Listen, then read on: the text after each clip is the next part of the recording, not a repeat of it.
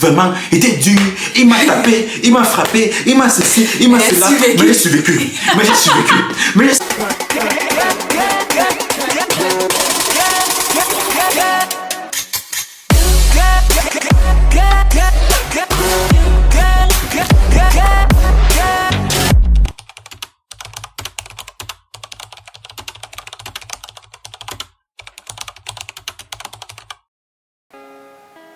Quelle est la raison pour laquelle, malgré les insultes, malgré le mal-parlement des gens, malgré la façon que je suis traité, pourquoi est-ce que tu restes toujours assis sur les mêmes bancs de l'église là depuis 20 ans? Qu'est-ce que ça t'apporte? Tu cherches quoi là-bas? Non, c'est vrai. Tu cherches quoi là-bas? Tout le monde à l'église là parle mal dans ton dos. Et les gens parlent tellement mal dans ton dos que ça arrive même jusqu'à ton niveau. Tu sais. Donc tu sais, tu es au courant. Les gens ont tellement mal parlé dans ton dos que ils ont oublié même. Un jour ils parlé avec toi même dans ton dos, sans même savoir. Donc, on ne sait même pas. Donc tu es entouré de gens qui ne te traitent pas à ta juste valeur. Tu es entouré de gens qui ne veulent pas ton bien.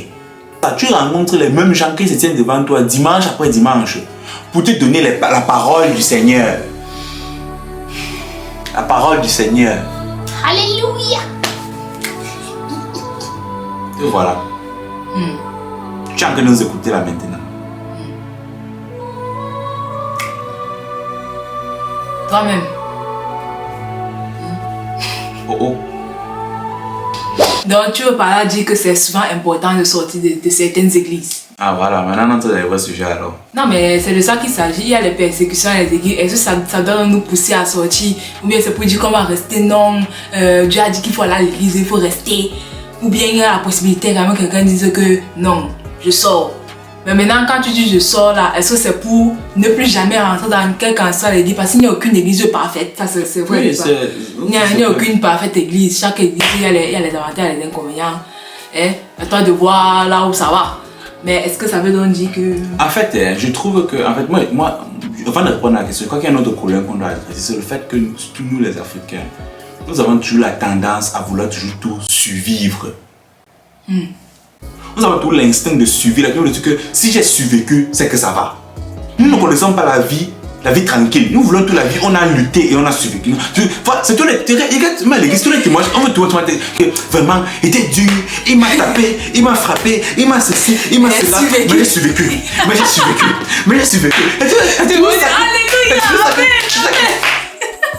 Donc dis que vraiment tu étais à un lieu où tu étais à l'aise et tu vas bien. Non, c'est pas le dimanche là, non, ma soeur, tu racontes même quoi. Tu n'étais pas assez spirituel. Non, tu étais pas.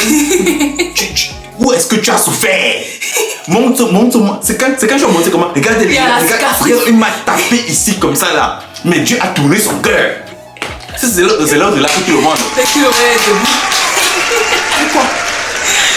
Il n'a pas dit que Jésus n'a pas dit que je suis venu vous donner la vie et la vie en suivi. Non, il n'a pas dit que je suis venu vous donner la vie et la vie à moitié. Ou bien, il a dit que je suis venu vous donner la vie et la vie en abondance. Amen. Alors pose-toi la question. Est-ce que tu es en train de survivre ta vie ou bien tu es en train de la vivre en abondance? C'est la question qu'il faut se poser. Et la question qu'on n'aime pas se poser la question c'est là. Parce que nous sommes habitués à ce que on n'a pas mérité beaucoup. On est donc on prend comme ça vient.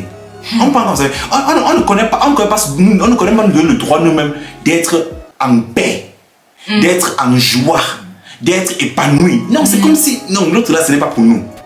Non, tu as le droit d'être épanoui, ma chère, mon cher. Tu as le droit d'être épanoui. Tu as le droit d'être en paix.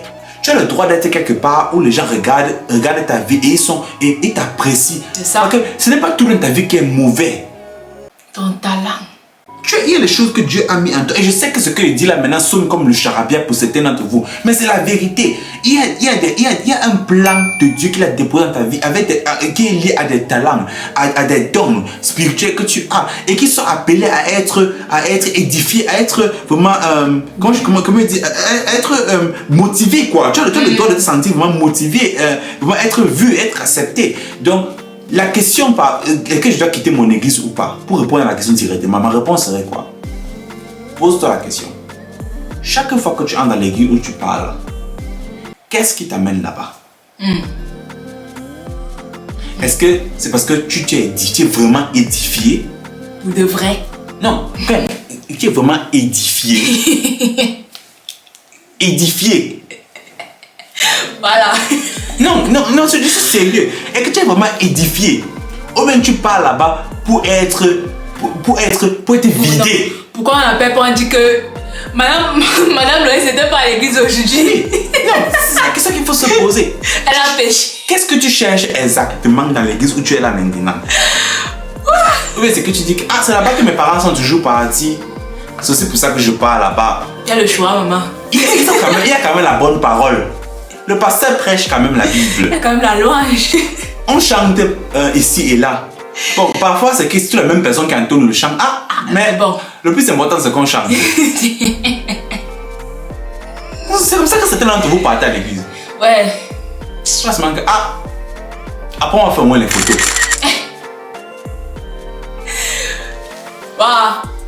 Bon. Non, c'est la question qu'il faut se poser. Autre question donc après ceci. Comment choisir son église? Comment choisir son église? Bon. Parce que si quelqu'un décide maintenant de quitter, il va donc faire quels sont les critères donc il doit regarder pour aller dans notre église. Bon, c'est vrai quand même que bon, là vraiment c'est une très bonne question. Il faut vraiment se poser une question. Il n'y a pas une formule standard selon moi. Moi je dis qu'en toute chose, moi je dis toujours que Dieu nous a donné la capacité. On a l'esprit de Dieu en nous. Et le plus souvent, le moyen de se rendre compte de comment l'esprit de Dieu te dirige, c'est en écoutant un peu le sens. Qu'est-ce que tu sens quand tu entres dans une salle? Moi, il faut fais attention à ton sentiment quand tu entres quelque part. Qu'est-ce qui se passe? Qu'est-ce qui se passe quand tu causes avec les gens dans l'église quand tu es là? Est-ce que tu sens vraiment? Qu'est-ce qui se passe ici dedans? Pas dans le sens qu'il faut suivre souvent ses émotions, non, mais dans le sens qu'il y a quand même un certain feeling que tu ressens quand tu entres dans une salle, tu sens que je suis arrivé à un bon endroit. Je suis au bon endroit. Je suis arrivé quelque part, vraiment. Donc, c'est la première chose que je veux dire, il faut tout écouter vraiment ça. Donc, deuxième chose, c'est que ne sois pas trop à la hâte tu arrives quelque part dans une église, tu vois un culte qui est un peu plus, du coup maintenant tu vas entrer partout. Les louanges, c'est quoi?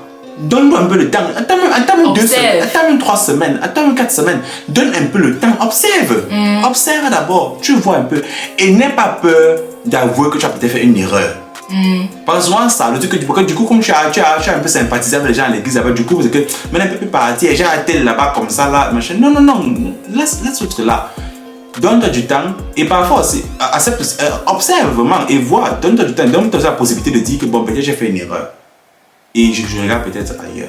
Bon, ça c'est juste à la base.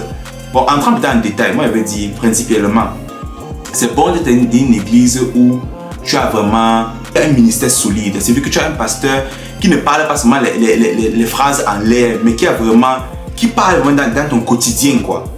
Moi, je trouve que c'est ça qui est important. Voir quelqu'un un pasteur que quand tu écoutes ses messages le dimanche, tu sens que ça t'édifie pour ton demain. Pour ton quotidien, quoi. Moi, je trouve que c'est vraiment un critère vraiment très important qui aide. Mais vraiment, tout ça est vraiment suis le Saint-Esprit et ne va pas dans les églises où on va te faire payer 2 000 pour la bouteille bénie, après 5 000 pour la bouteille plus bénie, après 15 000 pour la bouteille encore plus bénie. Et après, tu viens avec les démons. Nous aussi, soyons aussi honnêtes, vraiment, les Africains. Vraiment, quand tu commences à faire la qualité, c'est quoi arriver? Pour le moment, tu dis que maintenant il y a la bénédiction de 50 000, après la bénédiction de 100 000. Quelqu'un fait son business. C'est pas le même moment. On est fatigué.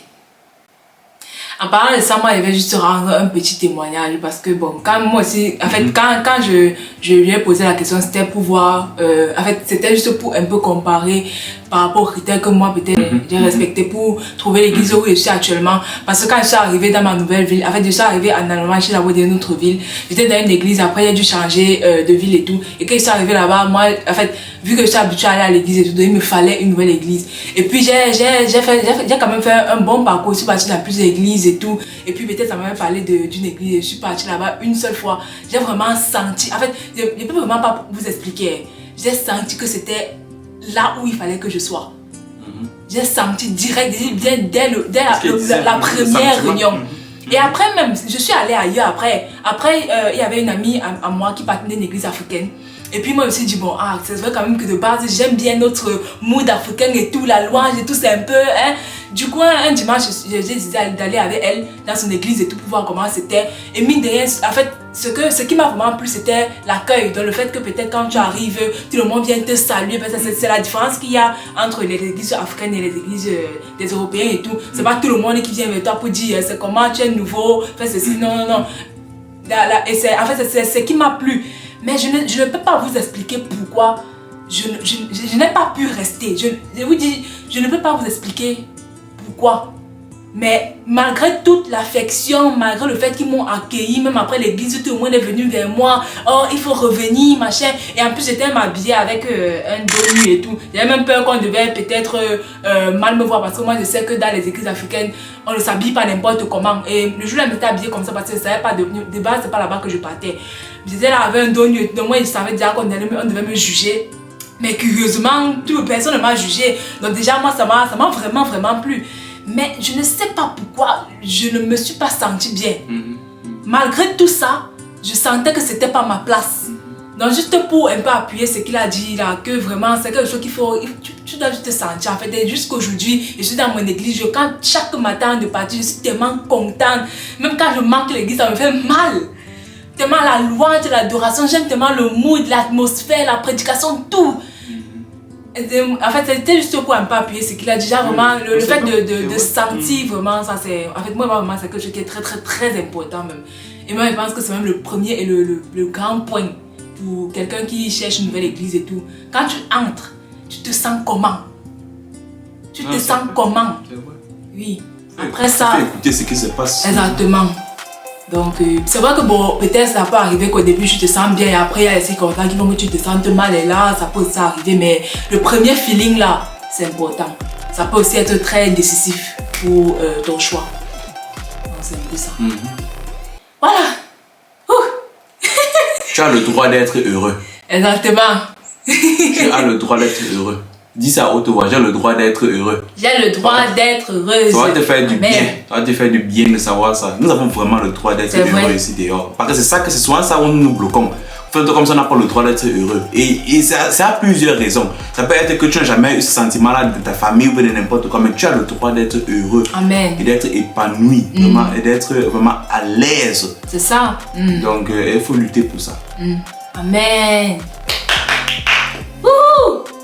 J'ai déjà pas refusé qu'on fasse la vidéo sur le monde a fait.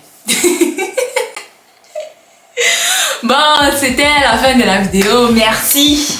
Merci Monsieur Bethesda de toujours répondre présent pour mes vidéos. Si vous voulez encore le voir, mettez dans les commentaires. Si vous êtes d'accord ou pas d'accord par rapport à ce qu'on a dit, mettez dans les commentaires. On attend seulement les commentaires. Likez, partagez, vous connaissez déjà. Et on se voit à la prochaine pour une nouvelle vidéo. Bye bye.